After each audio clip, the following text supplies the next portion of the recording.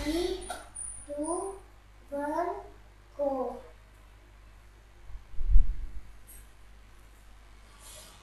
Good morning dear students, welcome back. आज हम लोगों को वेक्टर प्रोडक्ट करना है। देखिए वेक्टर प्रोडक्ट क्या होता है, सबसे पहले हम लोग ये समझें। मान लीजिए मेरे पास कोई भी दो वेक्टर क्वांटिटी है। सपोज कोई एक वेक्टर क्वांटिटी ए है, दूसरी वेक्टर क्वांटिटी बी है। अगर इनको मल्टीप्लाई करने के बाद अगर मेरा रिजल्ट भी वेक्टर क्वांटिटी आता है तो इस तरह के प्रोडक्ट को मैं वेक्टर प्रोडक्ट कहूंगा। या चूंकि बीच में मेरे को यहाँ पे क्रॉस के साइन से डिनोट करना होता है, इसलिए इसको क्रॉस प्रोडक्ट कहूंगा। या जब मैं इसको मैथमेटिकल ऑपरेशन में लेकर के आता हूं तो मुझे कहीं ना कहीं इस चीज को लिखना होता है A modulus B modulus sine theta equals to C vector. यानी यहां मुझे साइन कंपोनेंट को कंसीडर करना होता है, इसलिए मैं इसे साइन प्रोडक्ट के नाम से भी जानता हूं। वेक्टर प्रोडक्ट, क्रॉस प्रोडक्ट या साइन प्रोडक्ट, तीनों ही नाम इसके हो सकते हैं डियर स्टूडेंट्स। तो वेक्टर प्रोडक्ट क्या होता है ये बात समझ में आ गई होगी। एग्जांपल के लिए मैं ये ले सकता हूं कि मान लीजिए मेरे पास एक फोर्स है जो कि अपने आप में वेक्टर क्वांटिटी होती है, दूसरा डिस्प्लेसमेंट है जो कि अगेन वेक्टर क्वांटिटी है। इनके मल्टीप्लिकेशन के बाद अगर मुझे मिलता है टॉर्क, क्या मिलता है बच्चों? टॉर्क। अब हो सकता है कुछ स्टूडेंट तो टॉर्क को ही ना जानते हो, तो मैं ये बता देता हूं। Torque is exactly turning effect of force. कोई भी फोर्स लगाने से अगर बॉडी लीनियर मोशन के बजाय एक टर्निंग इफेक्ट ले जाती है, जैसे हम लोग दरवाजे के हैंडल के ऊपर फोर्स लगाते हैं और दरवाजे के ऊपर फोर्स लगाने पे दरवाजा पूरा खिसक के बाहर नहीं आता, क्या होता है वो अपनी जगह पे घूम जाता है, टर्निंग इफेक्ट ले जाता है, तो उसे हम लोग बोलते हैं टॉर्क। और टॉर्क अपने आप में क्या है? वेक्टर क्वांटिटी है। तो बच्चों अगर मैं फोर्स और डिस्प्लेसमेंट के मल्टीप्लिकेशन से टॉर्क लेकर के आता हूं या नेचर में मुझे टॉर्क मिल रहा है, तब मैं इस तरह के मल्टीप्लिकेशन को वेक्टर प्रोडक्ट, क्रॉस प्रोडक्ट या साइन प्रोडक्ट से जानूंगा। अब यहां जो मेन बात है, जो इंपॉर्टेंट बात है डियर स्टूडेंट्स, वो ये है कि ये जो हमारे पास रिजल्ट आएगा अपने आप में वेक्टर क्वांटिटी होगा, तो इसकी डायरेक्शन क्या होगी? डायरेक्शन के लिए हम लोगों को डिफरेंट रूल्स को पढ़ना होता है। यहां हम सबसे पहले राइट हैंडेड स्क्रू रूल की बात करेंगे। तो dear students, right handed screw rule क्या होता है ये बात मैं समझाने की कोशिश करूंगा। एग्जांपल के लिए आप लोग ये देख सकते हैं। सबसे पहले राइट हैंडेड स्क्रू की बात करें तो ये राइट हैंडेड स्क्रू क्या होता है पहले हम ये समझें। आपने अपना ये पेन लिया और इस पेन को अगर आप लोग कसते हो या घुमाते हो तो ऐसी स्थिति में निश्चित रूप से इसके मोशन को हमें थोड़ा कंसीडरेशन में लेना है। देखिए ये पेन है, सब लोग जानते हैं बिल्कुल जस्ट लाइक मैं इसको स्क्रू ही यूज कर रहा हूं। इस पेन को जब आप लोग क्लॉकवाइज घुमाते हैं, देखिए क्या करते हैं, क्लॉकवाइज घुमाते हैं, तो क्लॉकवाइज घुमाने पर ये अंदर की तरफ जाता है। तो इस तरह का कोई भी स्क्रू, मैंने यहां पे पेन लिया है, आप स्क्रू ले सकते हैं, कोई भी स्क्रू जो क्लॉकवाइज घुमाने पर अंदर जाता हो, राइट हैंडेड स्क्रू कहलाता है। अब इस राइट हैंडेड स्क्रू के बेसिस पे ही हम लोग इस वेक्टर प्रोडक्ट में आने वाली तीसरी क्वांटिटी की डायरेक्शन के बारे में डिस्कशन देंगे और इस रूल को कहेंगे राइट हैंडेड स्क्रू रूल। किस काम आएगा? जो मेरा रिजल्ट है उसकी डायरेक्शन को निकालने के काम आएगा। देखिए बच्चों, मान लीजिए ये मेरे पास पहला वेक्टर है, सपोज ये ऊपर की तरफ जो मेरी फिंगर है ये फर्स्ट वेक्टर है, और दूसरा वेक्टर सपोज यहां है। अब अगर मैं फर्स्ट वेक्टर को क्लॉकवाइज घुमाते हुए दूसरे वेक्टर की तरफ लाता हूं तो जो मेरा रिजल्टेंट होगा वो अंदर की तरफ होगा। अब इसका उल्टा, अगर मान लीजिए मैं सेकंड वेक्टर को एंटी क्लॉकवाइज घुमाते हुए अगर ए की तरफ लेके आता हूं, फर्स्ट वेक्टर की तरफ लेके आता हूं, तो जो मेरा रिजल्टेंट है उसकी डायरेक्शन बाहर की तरफ होगी। That is the concept regarding to. अब बच्चों अगर मैं टॉर्क की बात करूं, मान लीजिए मैं यहां पर ये एक वेक्टर फोर्स ले लेता हूं, दूसरा वेक्टर ये मैं डिस्प्लेसमेंट ले लेता हूं।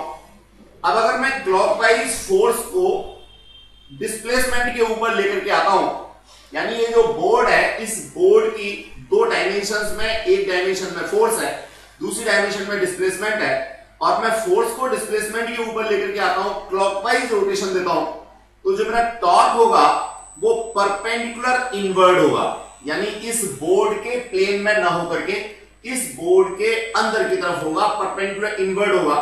तो जो टॉर्क की डायरेक्शन होगी, मैं इस टॉर्क की डायरेक्शन को या तो लिखूंगा माइनस का एन कैप, यानी परपेंडिकुलर इनवर्ड, या लैंग्वेज में लिखूंगा परपेंडिकुलर इनवर्ड, या एक तरीका मेरा यह हो सकता है कि मान लीजिए मैं इसको एक्स एक्सिस ले लूं, इसको वाई एक्सिस ले लूं, तो ऑब्वियसली जेड मेरा अंदर की तरफ होगा, तो मैं इसे के कैप से डिनोट कर सकता हूं, माइनस के कैप से, या मैं इसको माइनस का जेड एक्सिस कह सकता हूं।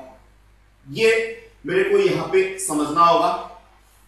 अगर मैं देखूं तो देखिए जो फर्स्ट क्वांटिटी फोर्स है उसके भी परपेंडिकुलर है टॉर्क, एज वेल एज जो सेकंड क्वांटिटी डिस्प्लेसमेंट है उसके भी परपेंडिकुलर है टॉर्क, यानी जो रिजल्ट आएगा वो दोनों ही कॉन्स्टिट्यूएंट क्वांटिटीज के परपेंडिकुलर होगा।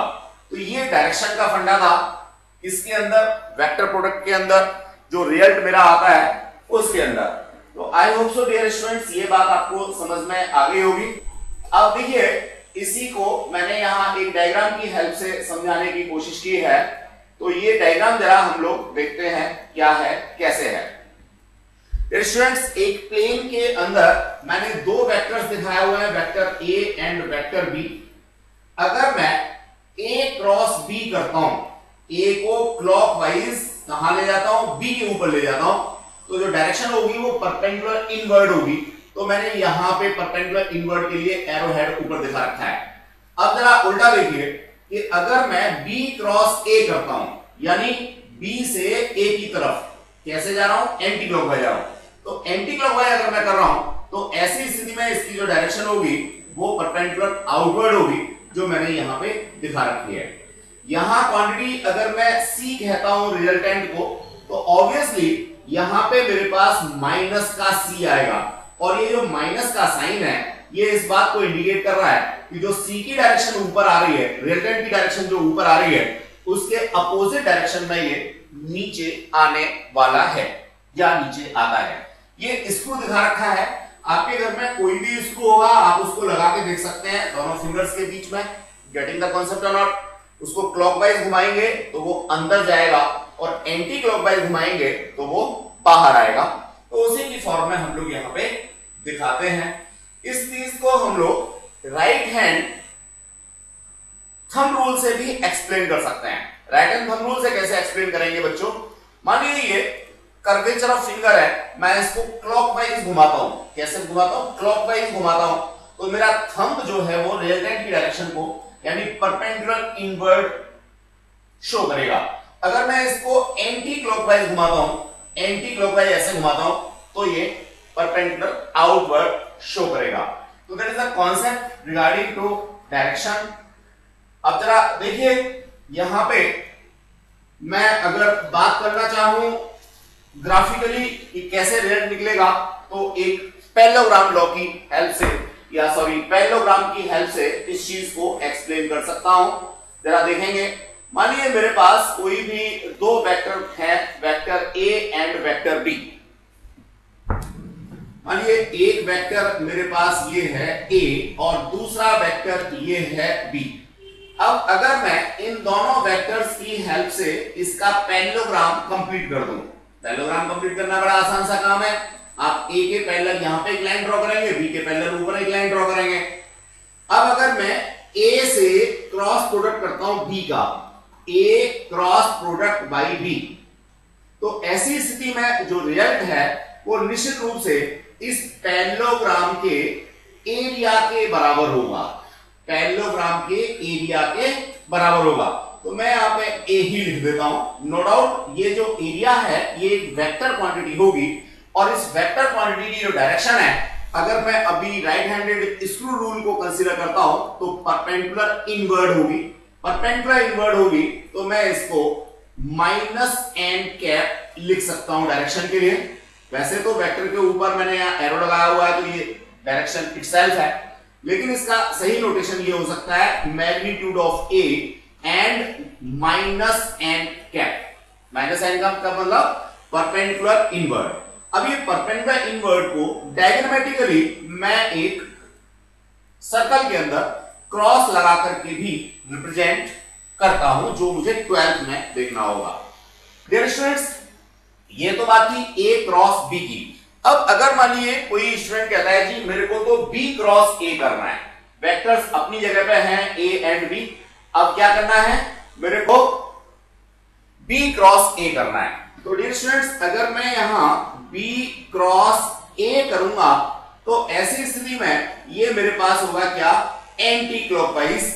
अब एंटी क्लॉकवाइज होगा तो ये आएगा मेरे पास अगेन रिजल्ट क्या, ए। अब देखो यहां थोड़ा सा कंफ्यूजन आप लोगों को हो सकता है, क्या मैंने यहां वेक्टर भी ए बी लिए थे और रिजल्ट भी ए से ही डिनोट कर दिया। तो डियर स्टूडेंट्स, मैं इस एरिया को सपोज एस कह देता हूं, क्या कहता हूं, एस कह देता हूं। तो अब आपको ये कंफ्यूजन नहीं होगा, वेक्टर्स ए एंड बी हैं और एस जो है वो सरफेस एरिया है। तो यहां सरफेस एरिया वेक्टर क्वांटिटी है और इस सरफेस एरिया का जो डायरेक्शन है वो -n से, या हम लोगों ने गोले के अंदर क्रॉस से शो किया हुआ है। यहां मैं करता हूं b क्रॉस a, यानी मैंने इसका ऑर्डर चेंज कर दिया। तो ऑब्वियसली अब सरफेस एरिया का मैग्नीट्यूड तो वही रहेगा, लेकिन इसकी जो डायरेक्शन होगी वो प्लस का n हो जाएगी, और प्लस के n का मतलब अवे फ्रॉम द सरफेस, यानी जो भी सरफेस मैं यहां ट्रीट कर रहा हूं उस सरफेस के बाहर की तरफ। तो ये कॉन्सेप्ट था a cross b and b cross a का, और ये बड़ा बढ़िया सा रिजल्ट है, आपके एग्जाम में 1 मार्क्स में आता ही आता है कि अगर किसी पैरेललोग्राम के एरिया की बात हम करें तो वो क्या रिप्रेजेंट करेगा, वो ऑब्वियसली क्रॉस प्रोडक्ट या वेक्टर प्रोडक्ट को रिप्रेजेंट करेगा।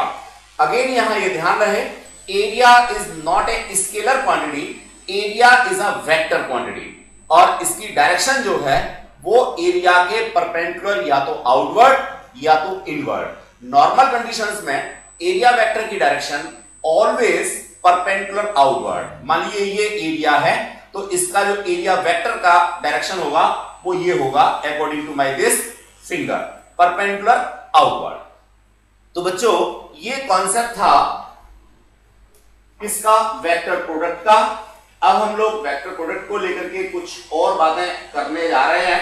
ये देखिए जो एरिया वाला कॉन्सेप्ट दिखाया था, इसको फिर मैं एक बार आपको एक्सप्लेन करना चाहूंगा डियर स्टूडेंट्स, बड़ा मजेदार सा है। ऊपर जो मैंने एक्सप्लेनेशन दिया है उसको थोड़ा सा मुझे फर्क करना होगा, क्यों, क्योंकि मैंने ऊपर बी यहां ले रखा था, ए यहां ले रखा था। अब इस फिगर को मैं कंसीडर करूंगा, कहीं भी कोई भी वेक्टर लिया जा सकता है। मान लीजिए वेक्टर ए मेरा यहां पे है, वेक्टर बी मेरा यहां पे है। अब अगर इस फिगर पैरेललोग्राम का एरिया मुझे फाइंड आउट करना है तो छोटी क्लासों में हम लोग किसी भी पैरेललोग्राम के एरिया को ऐसे कुछ लिखते आए हैं, क्या, base multiplied by perpendicular distance between parallel lines. तो आप किसी को भी बेस ले सकते हैं और फिर परपेंडिकुलर आपने लेना है या हाइट आपने लेनी है। अगेन ध्यान रहे, हाइट जब हम लोग लिखते हैं तो height is a vector quantity, never be it scalar. और हाइट हमेशा क्या होती है, अर्थ के सरफेस से ऊपर की तरफ, that is the concept of height. तो height is a vector quantity.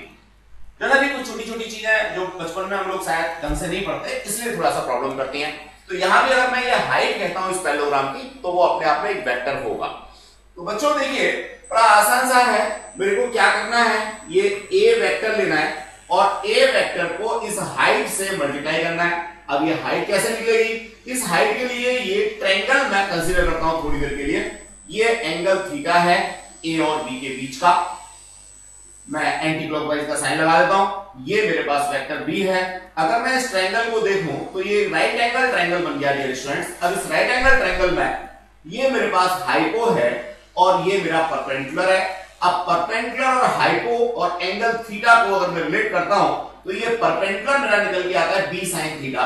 मैं 9th से ऐसा पढ़ता चला आ रहा हूं। तो मुझे फॉर्मूले में क्या लगाना था? बेस ए लिख दिया multiplied by what? Height. Height क्या है यहां पे? B sine theta. तो देखो बच्चों, यही था मेरा एरिया का कॉन्सेप्ट, जिसको मैंने एरिया को मैंने एस लिखा था ऊपर, वेक्टर क्वांटिटी लिखा था, और ये क्या आ गया? ए क्रॉस बी वेक्टर की फॉर्म में, या ए मल्टीप्लाइड बाई, देखिए ऊपर मैं इसको क्रॉस कह रहा हूं, नीचे मल्टीप्लाई कह रहा हूं, that is B sine theta. तो ये कॉन्सेप्ट है बच्चों किसका? इसके एरिया का। तो वेक्टर प्रोडक्ट की बात आपको समझ में आ गई होगी। अब मैं इस फिगर को थोड़ा सा चेंज करना चाहूंगा, थोड़ा सा अलग तरीके से समझाना चाहूंगा डियर स्टूडेंट्स। इसे आप लोग ध्यान में रख लें। यहां बेस मेरा ए है और जो मेरी स्लैंट है या दूसरी लाइन है वो बी है, और हाइट जो है वो बी साइन थीटा है। तो डियर स्टूडेंट्स, अब मैं दूसरी फिगर जरा इसके एनालॉगस बनाता हूं और यहीं आपको कंपेयर भी करके दिखाता हूं कि बेसिकली जो हमारा कॉन्सेप्ट है वेक्टर प्रोडक्ट का वो थोड़ा सा डिफर है किससे? स्केलर प्रोडक्ट से। मानिए मैं एक दूसरी फिगर यहां बनाता हूं और इस फिगर में चेंज कर देता हूं। बी वेक्टर को ले लेता हूं मैं नीचे, वही वाला बी वेक्टर है, और ए वेक्टर को ले लेता हूं मैं यहां पे। अब अगर इस पैरेललोग्राम का एरिया में निकालता हूं तो यहां बेस हो गया बी और हाइट जो है वो हाइट हो गई डियर स्टूडेंट्स ए साइन थीटा। अगेन एंगल दोनों के बीच का वही थीटा ही है स्केलर फॉर्म में। तो अब अगर मैं इसका निकालूंगा तो ये मेरे को एरिया जो है वो मिलेगा dear students vector B multiplied by not cross A sine theta. तो देखो बच्चों, ये जो रेड वाला कॉन्सेप्ट है और ये जो ब्लैक वाला कॉन्सेप्ट है, दोनों ही बिल्कुल फर्क हैं। यहां पे ऊपर ए कंप्लीट वेक्टर है, यहां नीचे बी कंप्लीट वेक्टर है। ऊपर मैंने बी का साइन कंपोनेंट लिया हुआ है, नीचे ए का साइन कंपोनेंट लिया हुआ है, और इस सब का जो डिफरेंस आएगा वो सिर्फ एक माइनस का साइन होगा। मैं यहां से ऐसे लिख सकता हूं A cross B equals to with negative sign B cross A. तो बच्चों यहां एक नेगेटिव का साइन आता है, जबकि स्केलर में ऐसा नहीं था। स्केलर में हम किसी भी को पहले ले लेते हैं वेक्टर को, किसी वेक्टर को बाद में ले लेते हैं, कोई भी फर्क नहीं पड़ता। जबकि यहां हमारा फर्क पड़ता है। हमें सीक्वेंस को ध्यान रखना होगा, ऑर्डर को ध्यान रखना होगा। क्वेश्चन के अंदर जो पहले लिया हुआ है वेक्टर वही आपने पहले लेना है, जो बाद में लिया हुआ है उसको बाद में लेना है। आप यहां सीक्वेंस चेंज नहीं कर सकते। तो मैंने दोनों ही डायग्राम लेकर के आपको समझाने की कोशिश की है। आई होप सो। तो जब आप इसका एरिया निकालेंगे तो दोनों की डायरेक्शंस अलग अलग आएंगी, मैग्नीट्यूड सेम रहेगा। तो दैट इज द कॉन्सेप्ट। अब देखिए एग्जांपल्स की बात करें तो टॉर्क का एग्जांपल मैं ऑलरेडी आपको समझा चुका हूं। इसमें थोड़ी सी बात और समझाना चाहूंगा। क्या है वो थोड़ी सी बात? कि अगर कोई यहां कहता है torque is equals to F cross R, तो देखो बच्चों ऊपर मेरा आर क्रॉस एफ है, नीचे एफ क्रॉस आर है, दोनों के ऑर्डर चेंज हो रहा है। तो यहां निश्चित रूप से मुझे एक माइनस का साइन लगाना होगा, या मैं नीचे माइनस का साइन नहीं लगाता तो ऊपर मेरे को माइनस का साइन लगाना होगा। यानी दोनों की जो टॉर्क की डायरेक्शन है वो क्या होंगी? अपोजिट होंगी। एग्जांपल आपके सामने बिल्कुल क्लियर है। आपका दरवाजा है, आप जब रोड से अपने घर के अंदर आते हो तो फोर्स आप अंदर की तरफ लगाते हो, दरवाजा आपका खुल जाता है। अब अगर आप अपने घर से बाहर जाते हो तो उसी दरवाजे को खोलने के लिए आप फोर्स अब अपनी तरफ लगाते हो। तो दोनों डायरेक्शंस में फोर्स क्या हो रहा है? आपका डिफर हो रहा है अल्टीमेटली। यानी जो फोर्स की डायरेक्शन है वो डिफर हो रही है, अल्टीमेटली टॉर्क की डायरेक्शन भी आप लोगों को फर्क मिलती है। तो वही एग्जांपल यहां पे है। दूसरा एग्जांपल मैं एंगुलर मोमेंटम की बात करूंगा। इट मे बी ये एक नई क्वांटिटी आपके लिए हो। देखिए, जिस तरह से कोई बॉडी लीनियर मोशन में होती है, तो लीनियर मोशन में उसके मास और वेलोसिटी को मल्टीप्लाई करके हम लोग क्या लेके आते हैं, लीनियर मोमेंटम या सिर्फ मोमेंटम लेके आते हैं। Momentum is a vector quantity again, velocity is a vector quantity again, mass is a scalar. तो यहां कोई दिक्कत नहीं आती लीनियर मोमेंटम में। लेकिन अगर कोई बॉडी मान लीजिए क्या हो रही हो, रोल कर रही हो, घूम रही हो, तो अगर मैं घूमती हुई बॉडी की क्वांटिटी ऑफ मोशन की बात करूं या लीनियर मोमेंटम के एनालॉगस क्वांटिटी की बात करूं, तो वो एनालॉगस क्वांटिटी होती है क्या, एंगुलर मोमेंटम। और ये एंगुलर मोमेंटम जो है लीनियर मोमेंटम का क्रॉस प्रोडक्ट किसके साथ, रेडियस के साथ करने से हम लोगों को मिलता है। तो angular momentum L equals to R cross P, also someone may write P cross R। Order change करने पे अब यहां L का जो डायरेक्शन है वो चेंज हो जाएगा, तो मेरे को यहां एक माइनस का साइन इंडिकेट करना होगा। तो that is a concept regarding to vector product of quantities. इनके दो एग्जांपल्स हम लोगों ने डिस्कस किए। डियर स्टूडेंट्स, बहुत कुछ आप लोगों को यहां पे नया पढ़ना है।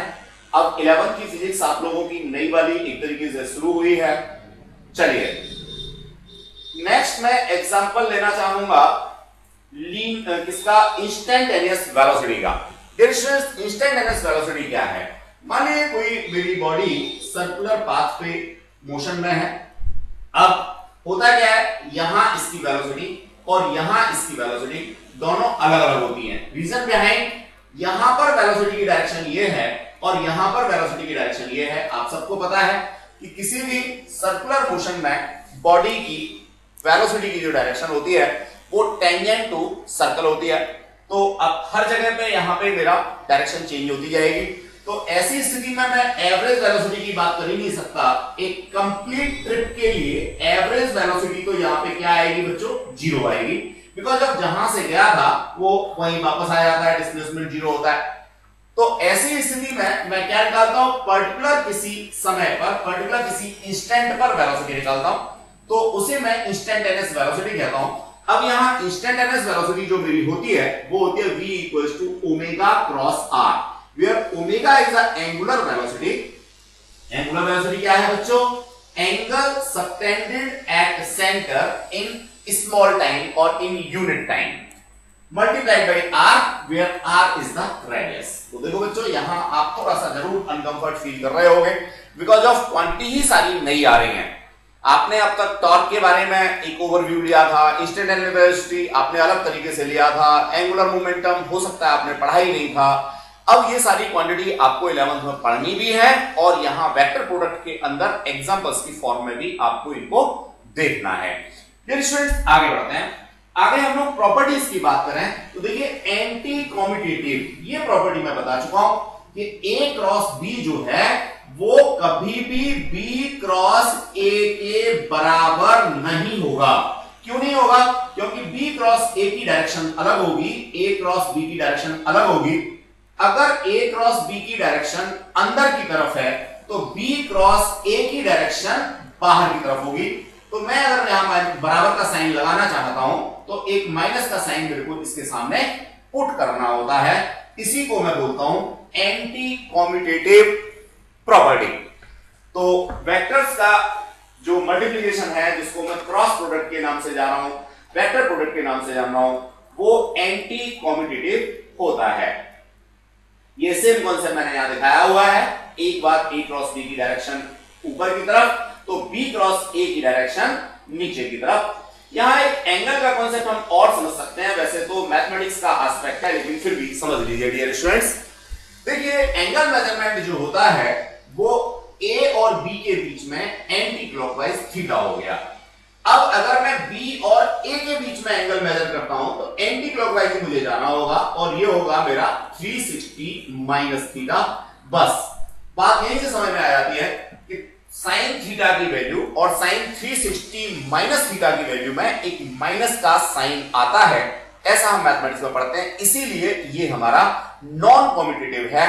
या प्रैक्टिकली या फिजिक्स में जो क्वांटिटीज हैं उनकी डायरेक्शन हमारी चेंज हो जाती है। पहले अगर डायरेक्शन अंदर थी तो उल्टा करने पर उसकी डायरेक्शन बाहर की तरफ आ जाएगी। नेक्स्ट प्रॉपर्टी है डिस्ट्रीब्यूटेड। देखिए डिस्ट्रीब्यूशन की बात अगर मैं करूं तो मैं दो वेक्टर्स को ऐड करके तीसरे को क्रॉस मल्टीप्लाई कर सकता हूं, या फिर मैं दो वेक्टर्स का क्रॉस मल्टीप्लाई करूं, दूसरे दो वेक्टर्स का क्रॉस मल्टीप्लाई करूं और फिर उनको ऐड कर दूं, तो ये मेरा वैलिड होगा और इसे हम लोग बोलते हैं distributed property of vector product. Dear students, अब हम लोग आगे चलना चाहेंगे। आगे हम लोगों ने बात की vector product of two parallel and anti parallel vectors. बहुत मजेदार सा कॉन्सेप्ट है बच्चों, बहुत काम का है। देखते हैं क्या है। देखिए मान लीजिए मेरे पास में दो वेक्टर हैं, दोनों की या तो डायरेक्शन सेम है या तो दोनों एक दूसरे के अपोजिट हैं। सेम डायरेक्शन है या इट में बी पैरेलल हो या इट में बी एंटी पैरेलल हो। तो पैरेलल या सेम डायरेक्शन में एंगल होता है मेरा 0 डिग्री और बच्चों एंटी पैरेलल डायरेक्शन में एंगल होता है मेरा 180 डिग्री। अगर मैं एक को वेक्टर ए कह देता हूं, दूसरे को वेक्टर बी कह देता हूं, तो देखो बच्चों A cross B, A B sine या तो मैं 0 डालूंगा ऊपर वाले केस में या तो 180 डिग्री डालूंगा। साइन 0 की वैल्यू 0 होती है एज वेल एज साइन 180 की वैल्यू 0 होती है, हेंस भाई जो मेरा रिजल्ट आएगा वो 0 आएगा। इस तरह से अगर मैं यूनिट वेक्टर्स के बारे में बात करने लगूं तो देखिए i cap cross i cap that will be equals to 1 multiplied by 1 multiplied by sin 0। sin 0 की वैल्यू 0 होती है तो ये आ गया 0। इसी तरह से g cross j, k cross k क्या होंगे 0 होंगे। अगर आपको याद हो पिछली क्लास की बात तो वहां पे i dot i, j dot j, k dot k ये 1 दे रहे थे, जबकि i cross i, j cross j, k cross k आपको 0 देता है। तो ये बच्चों एक प्रॉपर्टी थी।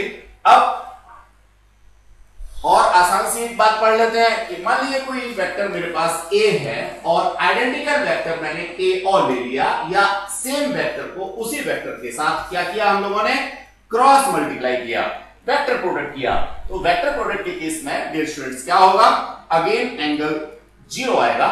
0 आएगा तो मेरे पास इनका जो डॉट प्रोडक्ट क्रॉस प्रोडक्ट है वो 0 हो जाएगा। That is the concept regarding to. अब डियर स्टूडेंट्स मैं बात करना चाहूंगा परपेंडिकुलर वेक्टर्स को लेकर के कि परपेंडिकुलर वेक्टर्स के केस में क्या होने वाला है जब हम उनका क्रॉस प्रोडक्ट करते हैं। तो डियर स्टूडेंट्स ये है परपेंडिकुलर का कॉन्सेप्ट। देखिए बड़े ही मजेदार से नोट्स आपके पास में है, नो डाउट बहुत मेहनत के बाद में ये सब तैयार किया हुआ है, बिल्कुल रेडी टू ईट है। आप इसे एज इट इज तैयार कर सकते हैं। मान लीजिए ये कोई एक मेरे पास वेक्टर है, दूसरा वेक्टर ये है, इसको मैंने ए कहा, इसको बी कहा। Angle between A and B, ध्यान से सुनेंगे, A and B that is 90 degree. ठीक है। अब अगर मैं इनका क्रॉस प्रोडक्ट करता हूं, ए पहले लिखा बी बाद में लिखा, that is A B sine 90, तो it must be equal to A. क्यों? क्योंकि साइन 90 की वैल्यू 1 होती है। अब यहीं से जरा दूसरी तरफ देखिए कि मान लीजिए मैं यहां पर ए लेता हूं और यहां पर अगेन क्या लेता हूं, बी लेता हूं, और अब मैं लिखता हूं क्या, बी क्रॉस ए। तो dear student B cross A का मतलब angle between B and A. जब बी एंड ए की बात करेंगे तो मैं बी से चलूंगा ए की तरफ, तो दैट विल बी 270 डिग्री। तो बच्चों यहां मेरे को लिखना होगा बी ए साइन 270 डिग्री। तो जिन लोगों ने मैथमेटिक्स में पढ़ रखा है वो आराम से देखेंगे कि साइन 270 की वैल्यू -1 होती है, तो आई में राइट हियर माइनस बी ए। अब देखो ये जो बी ए है या ये ए बी है, दोनों स्केलर्स हैं, यहां मैंने वेक्टर का साइन नहीं लगाया हुआ, तो बच्चों मैं माइनस का साइन जरूर लगाऊंगा। अब इसको बी ए लिखूं या ए बी लिखूं कोई फर्क नहीं पड़ेगा, जबकि यहां जब मैंने वेक्टर का साइन लगाया हुआ है तो यहां अंतर पड़ेगा। ए क्रॉस बी को मैं बी क्रॉस ए कभी नहीं लिख सकता, जबकि ए बी को बी ए लिख सकता हूं। तो that is the concept regarding to. बच्चों next thing, orthogonal unit vectors के बारे में अभी थोड़ी देर पहले डिस्कस किया था। आई क्रॉस आई मैंने लिखा था 0, आई क्रॉस आई 0, लेकिन आई क्रॉस जे क्या होगा, जे क्रॉस के क्या होगा, और के क्रॉस आई क्या होगा। Obviously there must be equals to 1 because of i j k बीच में 90 है, जे के बीच में 90 है, के आई के बीच में 90 है। एक बात ध्यान रखना डियर स्टूडेंट्स, कोई स्टूडेंट इसको आई के लिख करके फिर 1 मत लिख देना, बिकॉज ऑफ यहां जो मेरा ऑर्डर था, ये है तो बेसिकली यूनिट वेक्टर सी, तो यहां जो मेरे पास ऑर्डर था वो यहां रिवर्स हो गया है, चेंज हो गया है, तो नो डाउट एक माइनस का साइन मेरे को लेना होगा। कब मेरे को माइनस लेना है, कब मेरे को प्लस लेना है, इसके लिए एक डायग्राम की हेल्प से अभी मैं आपको एक्सप्लेन करने वाला हूं।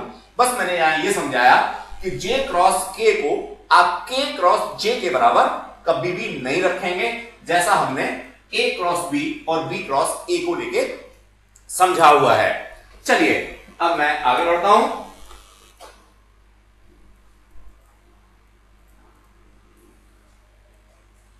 तो अभी जो हम लोग बात कर रहे थे कि कब हम लोगों को किस तरीके से लेना है, कब प्लस लेना है, कब माइनस लेना है ऑर्थोगोनल वेक्टर्स के केस में, तो बच्चों को समझ लो। इसके लिए आप क्या करोगे, एक ये सर्कल बनाओगे, सबसे पहले एंटी क्लॉकवाइज साइन देते हुए। एंटी क्लॉकवाइज साइन क्यों दे रहे हो बच्चे, क्योंकि एंगल का मेजरमेंट आप लोगों का SI यूनिट सिस्टम में एंटी क्लॉकवाइज ही होता है। तो आप पहले इस डायग्राम को कंसीडर करो। अब जरा देखो, आई को जे से करते हो तो प्लस का के आएगा, जे को के से करते हो तो प्लस का आई आएगा, और अगर के को आई से करते हो तो प्लस का जे आएगा। अब जो कॉन्स्टिट्यूएंट है के और आई यहां पे कॉन्स्टिट्यूएंट है, तो जे बचा प्लस का आएगा बिकॉज ऑफ एंटी क्लॉकवाइज हम लोग चल रहे हैं। इसी तरह से आई और जे को किया, बचा क्या के, तो के आएगा प्लस का आएगा बिकॉज ऑफ हम लोग एंटी क्लॉकवाइज चल रहे हैं, बिकॉज ऑफ हमारा एंगल मेजरमेंट एंटी क्लॉकवाइज होता है। इसी तरह से जे और के को करोगे तो बचा क्या, आई बचा आएगा, और एंटी क्लॉकवाइज कर रहे हो, जे से के पे एंटी क्लॉकवाइज आ रहे हो तो प्लस का साइन आएगा। तो बच्चों अब के का मैग्नीट्यूड 1 होता है, तो हर जगह यहां पे भी 1 होगा, यहां पे भी 1 होगा, यहां पे भी 1 होगा। अब इसका उल्टा, कि अगर कहीं आपको क्लॉकवाइज चलना पड़े, कई बार हम लोगों को क्वेश्चंस में, सिचुएशंस में क्लॉकवाइज चलना होता है, तो ऑब्वियस है ये उल्टा हो जाएगा। इसी का उल्टा डायग्राम हमने यहां पे बना रखा है। आई को के करोगे तो आएगा तो जे, क्योंकि वही बचा है, तीसरा डायरेक्शन, तीसरा डायमेंशन, लेकिन चूंकि हम क्लॉकवाइज जा रहे हैं इसलिए माइनस का साइन आएगा। इसी तरह से अगर मैं के को जे के साथ क्रॉस मल्टीप्लाई करता हूं, क्लॉकवाइज जा रहा हूं, तो आएगा तो आई, वही बचा है, वही थर्ड डायमेंशन के अंदर है, लेकिन आएगा विद नेगेटिव साइन। ऐसे ही मेरे पास कॉन्सेप्ट है नेक्स्ट वाला। तो डियर स्टूडेंट्स, कब मेरे को प्लस लेना है, कब मेरे को माइनस लेना है, ये बात समझ में आ गई होगी। अब देखिए जो मल्टीप्लिकेशन का तरीका है उसको हम लोग यहां एक नई तरीके से समझने की कोशिश करेंगे, दैट इज डिटर्मिनेंट मेथड। अब ये डिटर्मिनेंट्स क्या होते हैं, 11th में पूरा एक चैप्टर है मैथमेटिक्स के अंदर आप लोगों का डिटर्मिनेंट्स का, तो आप डिटर्मिनेंट्स को करोगे, मे बी 12th में हो, तो ये हमारी मजबूरी है कि जो 12th में आपको मैथ्स में पढ़ना है उसे हमें यहीं पे ब्रीफ करना पड़ रहा है। तो देख लेंगे, डिटरमिनेंट सॉल्व करना कोई बहुत मुश्किल काम नहीं होता, बड़ा आसान सा होता है। ये एक अलग बात है कि मैथमेटिक्स में आप पूरा 1 महीना वहां पे लगाओगे, 15 दिन लगाओगे, यहां हम लोग 15 मिनट के अंदर खत्म करेंगे। चलिए, तो डिटरमिनेंट्स की हेल्प से किस तरह से शो करेंगे, ये बात डियर स्टूडेंट्स मैं आप लोगों को यहां समझाने की कोशिश करता हूं। तो देखिए, सबसे पहले मेरे को वेक्टर्स की बात करनी है। वेक्टर ए है, इसके रेक्टेंगुलर कंपोनेंट्स मैंने लिखे, vector A equals to A X I cap. अब ए का प्रोजेक्शन एक्स एक्सिस पे ए एक्स, वो भी क्या, सिर्फ मैग्नीट्यूड, और डायरेक्शन कौन बता रहा है, आई कैप, प्लस का ए वाई जे कैप। जिन लोगों ने पिछली क्लास नहीं ली है उनको समझ में नहीं आएगा, तो मेहरबानी करके सारी क्लासेस को कंटिन्यूएशन में लें। ए जेड दैट इज के कैप। तो इस तरह से मैंने वेक्टर ए को रेक्टेंगुलर कंपोनेंट्स में लिख दिया, फिर वेक्टर बी को लिखा, तो that is B X I cap plus B Y J cap plus B Z K cap. अब बच्चों मुझे ए क्रॉस बी करना है। ध्यान रहे, मेरा फर्स्ट ऑर्डर पे ए आ रहा है, सेकंड ऑर्डर पे बी आ रहा है, तो मुझे इस ऑर्डर को बरकरार रखना है। सबसे पहले आई जे के ऑर्थोगोनल वेक्टर्स मेरे को लिख लेने हैं। अब पहले मेरे को ए आ रहा है तो ए के कंपोनेंट्स लिखने हैं, A X A Y A Z. फिर बी आ रहा है तो B X B Y B Z. अब कोई बच्चा ये मत कहना कि सर मैं तो ए के साथ क्रॉस प्रोडक्ट बाई सी करूंगा, इट्स नॉट पॉसिबल। दो वेक्टर्स का मल्टीप्लिकेशन पहले होगा, फिर तीसरे से आप लोग कर सकते हो। एक बार में तीन वेक्टर्स का मल्टीप्लिकेशन नहीं होगा। तो बच्चों दो ही हो सकते हैं, कोई भी दो हो सकते हैं। अब देखिए ये डिटरमिनेंट बन गया, दोनों तरफ मैंने ये लाइनें लगा दी, मॉडुलस लगा दिया, इसको मैं बोलता हूं डिटरमिनेंट। अब इसको सॉल्व करने का तरीका क्या है वो जरा समझ लो। मैं ये सब हटा रहा हूं और इस डिटरमिनेंट को सॉल्व करने का तरीका आप लोगों को समझाने की कोशिश कर रहा हूं। तो बच्चे डिटरमिनेंट कैसे सॉल्व करेंगे जरा देखें।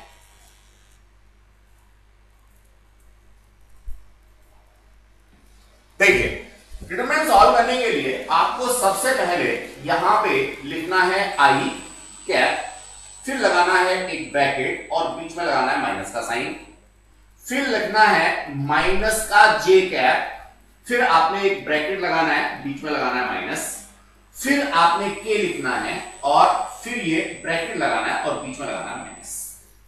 इस तरह से आप लोग अपनी एक रो तैयार कर लेंगे डियर स्टूडेंट्स, एक रो आप अपनी बना लेंगे इस तरीके से। अब जब आप आई की बात करेंगे तो देखो बच्चों, जहां आई आ रहा है उसके रो को एज वेल एज उसके कॉलम को, दोनों को आप छुपा देंगे, दोनों को आप हटा लेंगे। अब आपके पास में जो बचा हुआ डिटरमिनेंट है वो 2/2 का डिटरमिनेंट बचेगा। आप यहां पे इस तरीके से क्रॉस में पहले मल्टीप्लाई लिखेंगे तो that is A Y B Z. यहां पे लिखेंगे ए वाई बी जेड। अब बच्चों इसके बाद माइनस का साइन तो आपका लगा हुआ है, इसके बाद में ये नीचे से ऊपर की तरफ आप लोग चलेंगे तो that will be B Y A Z, B Y A Z. इस तरह से पहला ब्रैकेट आप लोगों का कंप्लीट हो गया। अर्थमेटिक वैल्यूज हैं, सीधे सीधे 1 2 3 4 5 कुछ भी वैल्यू होगी, माइनस की होगी, प्लस की होगी, तो आप लोगों ने वैसे इसमें वैल्यूज को डालना होगा। अब मैं बात करूंगा जे के बारे में। तो बच्चों अब मुझे क्या करना है कि जो जे का रो है और जो जे का कॉलम है उन दोनों को मेरे को एक तरीके से छुपा लेना है। तो देखो जे का कॉलम ये हो गया और जे का रो ये हो गया, बचा मेरे पास में क्या, ए एक्स बी जेड और बी एक्स ए जेड। तो बच्चों मैं वैसे ही लिखूंगा that is A X B Z minus B X और ए जेड। अब बच्चों मेरे पास तीसरा बचता है, तो तीसरे में आपको प्रोसेस क्लियर हो ही गया होगा। क्या, मेरे को डिटरमिनेंट के अंदर जो के का कॉलम है और के की रो है उन दोनों को छुपा लेना है और बाकी चीजों के बारे में बात करनी है। तो देखिए के का जो रो है वो तो एज इट इज आपका वही वाला रहेगा। अब के का कॉलम ये वाला हो गया, मेरे पास 2/2 का बचा, क्या बचा, ए एक्स बी वाई और दूसरा बी एक्स ए वाई। तो मैं उसी तरह से लिखूंगा, इसको लिखूंगा ए एक्स बी वाई माइनस का बी एक्स और ए वाई। ध्यान रहे जितना काम मैंने आपको यहां अभी समझाया है वो मैथमेटिक्स में कम से कम 10 क्लास लेगा। आप इसके ऊपर 10 क्लास में प्रैक्टिस करोगे, 10 क्लास का मतलब ऑलमोस्ट 1 मंथ हो जाता है, ठीक है। और बच्चों मेरे को 10 मिनट नहीं लगाए, तो आपको सब्जेक्ट की कॉम्प्लेक्सिटी को समझना है। मैथमेटिक्स से कंपेयर करने कभी फिजिक्स को मत बैठ जाना, यहां कंपैरेटिवली हमें बहुत ज्यादा कुछ पढ़ना होता है। या ये कहें कि जो इसकी सब्सिडाइज चीजें हैं, मैथमेटिक्स है, लैंग्वेज है, वो हमें पहले से आनी चाहिए। अब पहले हमने कभी नहीं पढ़ी है तो यहां मजबूरी होती है, हमने एक्सप्लेन कर दिया। मैं आपको 2 मिनट का ब्रेक दे रहा हूं और आप इस डिटरमिनेंट को लेकर के सॉल्व करने का जो तरीका है इसको देखिए, बिल्कुल कलरफुल तरीके से मैंने समझाने की कोशिश की है। कहीं भी मिस्टेक होने के चांसेस आपके नहीं होने चाहिए, ठीक है। अगेन ध्यान रहे ए क्रॉस बी है तो आपको ए वाला पहले लिखना है फिर बी वाला लिखना है। आई जे के सबके लिए कॉलम रहेगा। अब कोई स्टूडेंट कहता है कि मेरे पास तो 2 डायमेंशनल वेक्टर है, कोई बात नहीं, मान लीजिए आपका एक्स वाई प्लेन में है तो जेड वाला 0 हो जाएगा। मान लीजिए आपका एक्स जेड प्लेन में है तो y वाला 0 हो जाएगा, तो उसमें कोई टेंशन नहीं लेनी है, जो नहीं है उसको 0 प्लेस कर लेना। ठीक है, ये एक अलग बात है। पहला क्वेश्चन थोड़ा मुश्किल आपको लगेगा, बाकी की सारी चीजें बहुत आसान से होती चली जाएंगी। प्रैक्टिस मेक्स मैन परफेक्ट, आपको क्वेश्चंस को लगाते रहना है, दैट इज द कॉन्सेप्ट। चलिए तो बच्चों इसको देख लीजिए, फिर मैं आगे की बात करता हूं इसी पेज के ऊपर। अभी काफी कुछ हमें सीखने के लिए है।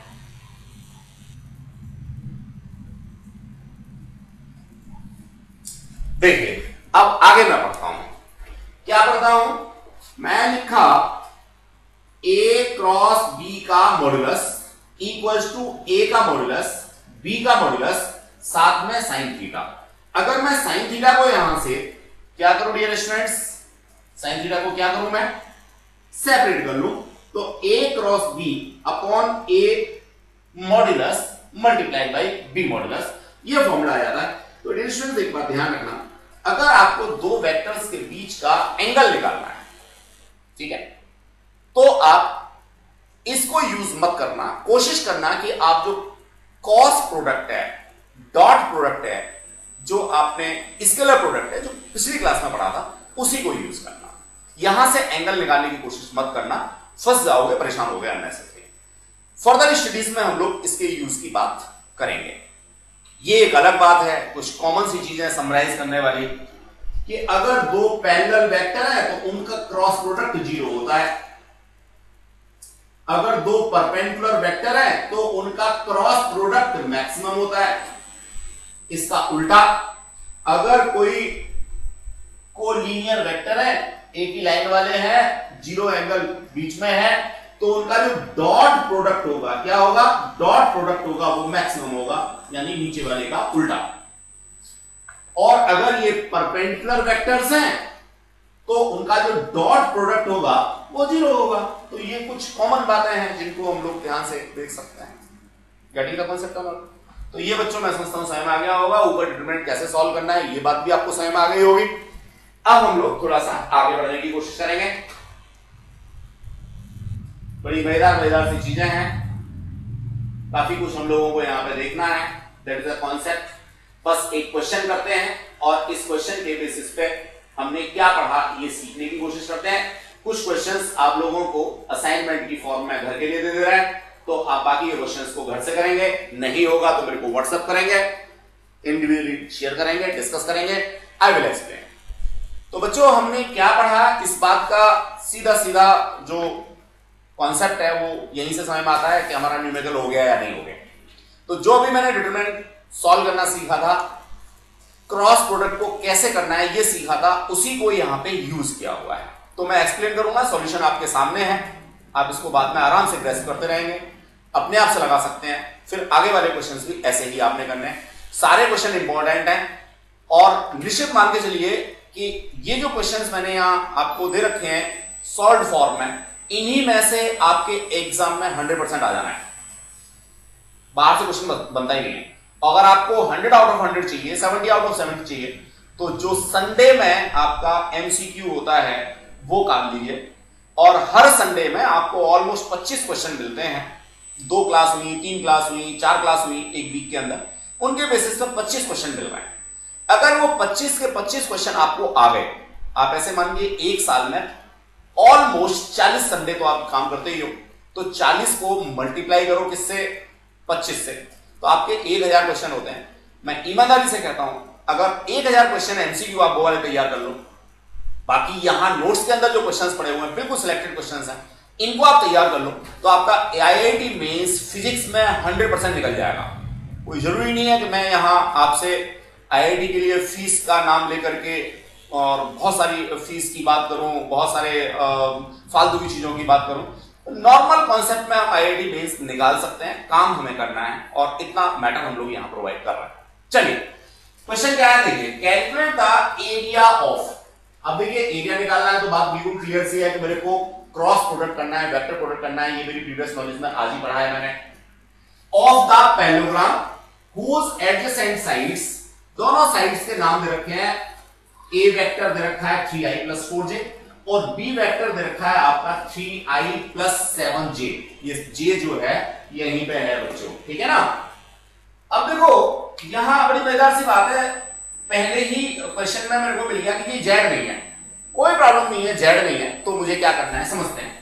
मैंने यहाँ ए क्रॉस बी लिखा, मैं बी क्रॉस ए नहीं लिख रहा हूं, ए क्रॉस बी लिख रहा हूं। आई जे के अपनी जगह पे लिखते हैं, इनमें कहीं कोई डाउट ही नहीं है। अब ए के कंपोनेंट 3 4 0, देखो ये भी पॉजिटिव है, ये भी पॉजिटिव है और जेड है ही नहीं इसलिए 0।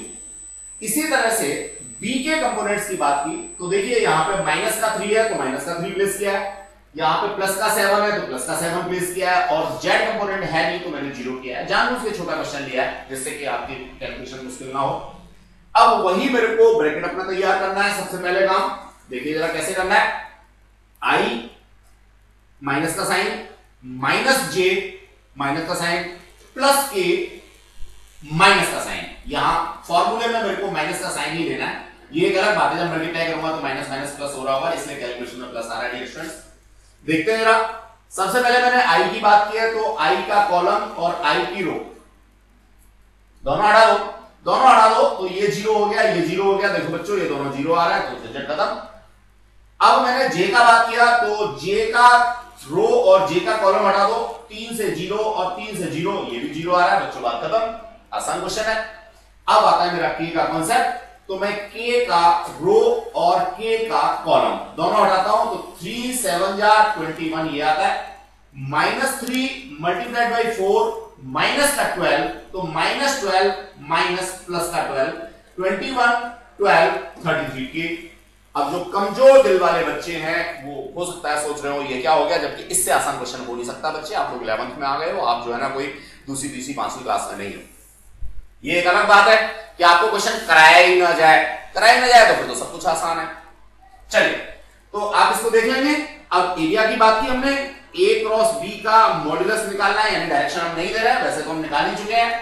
के जो है वो हमारा डायरेक्शन है, यानी कि ए और बी अगर एक्स और वाई प्लेन में, देखिए एक्स और वाई प्लेन में ए और बी, तो ऑब्वियसली जो इनका क्रॉस प्रोडक्ट होगा, जो एरिया निकल के आएगा वो तीसरे कोऑर्डिनेट पे आएगा, यानी एक्स और वाई को छोड़ के आएगा। और तीसरा कौन सा होगा, जेड बचा। तो देखो बच्चों मेरा आंसर के में आ रहा है ऑटोमेटिकली, कहीं कोई गलती नहीं। मैथमेटिक्स और फिजिक्स बिल्कुल एनालॉगस है। अगर आप सही मैथमेटिक्स यूज करोगे तो फिजिक्स में गलती हो ही नहीं सकती। अगर आपको मैथ्स ही नहीं आती है तो फिर फिजिक्स को पढ़ना बहुत मुश्किल काम है। इसलिए आप जो नॉर्मल कैलकुलेशन है मैथमेटिक्स में, मैं नहीं कहता कि आपको बहुत स्टैंडर्ड का मैथमेटिक्स आना चाहिए, लेकिन जो नॉर्मल कैलकुलेशंस हैं, अब आप जो है ना यहाँ पे -3 को 4 से मल्टीप्लाई करते हो और -12 की जगह पे 12 लिख देते हो, भैया इसमें गलती किसकी है? नो डाउट कहीं नहीं आती ही है। तो इस तरह की मिस्टेक से अगर बचोगे तो आंसर 100% सही आएगा, गलती होने का मतलब ही नहीं है। चलिए तो यहां से ये मेरे पास 33k आ गया। अगर मेरे को मॉड्यूलस निकालना है तो 0 स्क्वायर प्लस 33 का स्क्वायर, सेम कॉन्सेप्ट। अब ये यहाँ पे यूनिट्स लिखा है क्योंकि वेक्टर ए में सेंटीमीटर मीटर कुछ नहीं लिखा था, वेक्टर बी में सेंटीमीटर मीटर कुछ भी नहीं लिखा था, तो मैं यहाँ पे यूनिट्स लिख देता हूं। एरिया है तो यूनिट तो इसकी होगी ही होगी। तो that is the concept students. बिल्कुल इसी तरह से इसमें और आगे क्वेश्चंस हैं। आई होप सो आप लोग उन क्वेश्चंस को लगाओगे, ठीक है ना। और जो भी क्वेश्चन आपको नहीं आएगा उसको मेरे को व्हाट्सएप करोगे या फोन करोगे या व्हाटएवर, सो सीखने की कोशिश करोगे। एक बात फिर ध्यान रखना, जितने भी क्वेश्चन बीच बीच में मैंने डाल रखे हैं सारे अगर आपने नहीं लगाए, आप आगे बढ़ गए तो फिजिक्स आपकी कच्ची रह जाएगी। फिजिक्स आपकी 100 आउट ऑफ 100 आपको कभी भी नहीं दे पाएगी। तो सारे क्वेश्चंस आपने लगाना है, अंडरस्टैंडिंग में डालना है, समझ के करना है, कोई भी जबरदस्ती क्वेश्चन नहीं करना। Okay, goodbye. अगली बात हम लोग नेक्स्ट क्लास में